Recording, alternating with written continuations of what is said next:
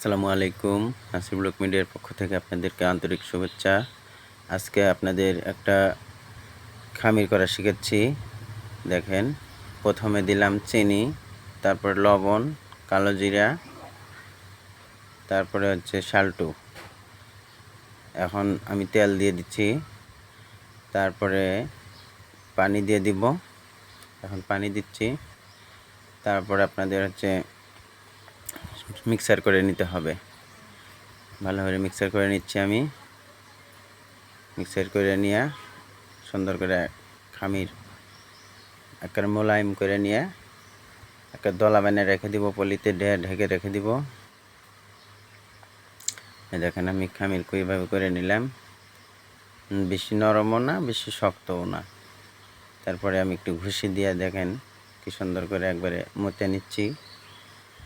এরপরে আপনাদেরকে দেখাবো সুন্দর করে পলিথিনটা ঢেকে থুয়ে। এখন মনে করেন খামির হয়ে গেছে, খামির কমপ্লিট।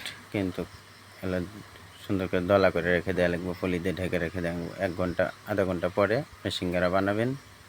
সিঙ্গারাটা অনেক। ভিডিওটা যদি ভালো লাগে সাবস্ক্রাইব করে পাশে থাকবেন। ইনশাল্লাহ সবাই ভালো থাকবেন, সুস্থ থাকবেন। আসসালামু আলাইকুম।